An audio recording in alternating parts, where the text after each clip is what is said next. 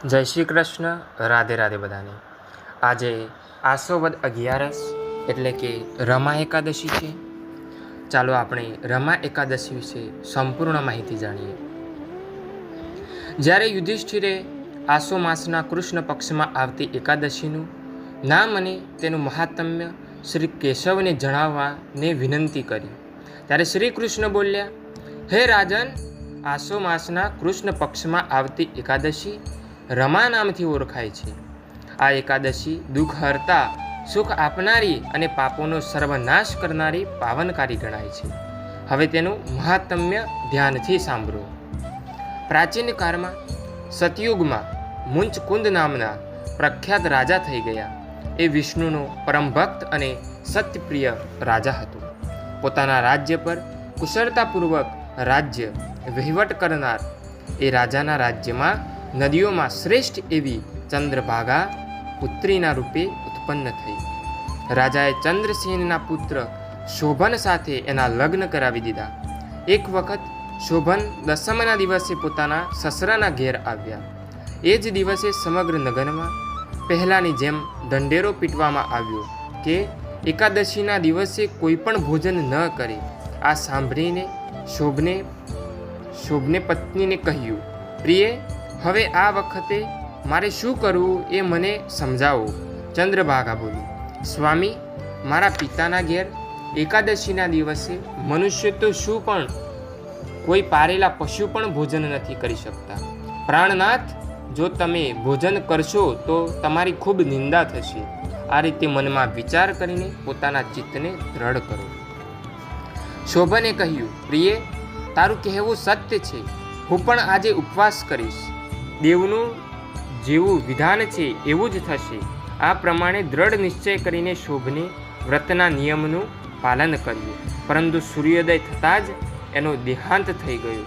રાજા મુંચકુંદે શોભનનો રાજોચિત અગ્નિ સંસ્કાર કર્યો। ચંદ્રભાગા પણ પતિનું પારલૌકિક કર્મ કરીને પિતાને ઘરે જ રહેવા લાગી। બીજી બાજુ શોભન આ વ્રતના પ્રભાવથી મંદરાચર પર્વતના શિખર પર વસેલ પરમ રમણીય દેવપુરને પ્રાપ્ત થયા। ત્યાં શોભન બીજા કુબેરની જેમ શોભાવા લાગ્યા। એક વખત રાજા મુંચકુંદને એક નગરવાસી પ્રસિદ્ધ બ્રાહ્મણ સોમશર્મા તીર્થયાત્રાના પ્રસંગે ફરતા ફરતા મંદરાચર પર્વત ઉપર ગયા। ત્યાં તેમને શોભન જોવા મળ્યો। રાજાના જમાઈને ઓળખીને તેઓ એમની પાસે ગયા। શોભન પણ એ વખતે સોમશર્મા બ્રાહ્મણને આવેલ જોઈને તરત જ આસન પરથી ઊભા થયા અને એમને પ્રણામ કર્યા પછી પોતાના સસરા મુંચકુંદના પ્રિય પત્ની ચંદ્રભાગાના અને સમગ્ર નગરના કુશળ સમાચાર પૂછ્યા। સોમશર્માએ કહ્યું, રાજન, ત્યાં બધા કુશળ છે? આશ્ચર્ય છે, આવું સુંદર અને પવિત્ર નગર તો ક્યાંય કોઈએ પણ નહીં જોયું હોય। કહો તો ખરા, તમને આ નગર કેવી રીતે મળ્યું? શોભન બોલ્યો, હે બ્રાહ્મણ, આસો માસના વદ પક્ષમાં જે રમા નામની એકાદશી આવે છે એનું વ્રત કરવાથી મને આવા નગરની પ્રાપ્તિ થઈ છે। મેં શ્રદ્ધા સાથે આ વ્રતનું પાલન કર્યું હતું। આથી હું એવું માનું છું કે આ નગર સ્થાયી નથી। તમે મુંચકુંદની પુત્રીને આ વૃત્તાંત કહેજો। શોભનની વાત સાંભળીને સોમશર્મા મુંચકુંદપુર ગામમાં ગયા અને ત્યાં ચંદ્રભાગાને સમગ્ર વૃત્તાંત કહી સંભળાવ્યું। સોમશર્મા બોલ્યા, શુભે, મેં તમારા પતિને પ્રત્યક્ષ જોયા અને ઇન્દ્રપુરી જેવા એમના સુંદર નગરમાં પણ અવલોકન કર્યું છે, પરંતુ એ નગર અસ્થાયી છે। તમે એને સ્થાયી બનાવો। ચંદ્રભાગાએ કહ્યું, હે બ્રહ્મર્ષિ, મારા મનમાં પતિના દર્શનની લગન લાગી છે। તમે મને ત્યાં લઈ જાઓ। હું મારા વ્રતના પ્રભાવથી એ નગરને સ્થાયી બનાવીશ।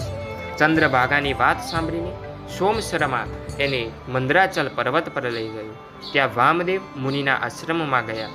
ઋષિના મંત્રની શક્તિ અને એકાદશી વ્રતના પ્રભાવથી ચંદ્રભાગાનું શરીર દિવ્ય બની ગયું અને એણે દિવ્ય ગતિ પ્રાપ્ત કરી લીધી। ત્યારબાદ એ પોતાના પતિ સાથે ગઈ। શોભને પોતાની પત્નીને પોતાની ડાબી બાજુ બેસાડી ત્યારે ચંદ્રભાગા બોલી, હે નાથ, હું બચપણથી જે એકાદશીના વ્રત કરતી આવી છું એના પ્રભાવથી આ નગર કલ્પના અંત સુધી સ્થાયી રહેશે અને બધા પ્રકારના ઈચ્છિત વૈભવથી પરિપૂર્ણ થશે। હે રાજન, આ પ્રમાણે રમા એકાદશીના વ્રતના પ્રભાવથી ચંદ્રભાગા દિવ્ય રૂપ ધરીને પોતાના પતિ સાથે મંદરાચર પર્વતના શિખર પર વિહાર કરે છે. જય શ્રી કૃષ્ણ. રાધે રાધે બધાને.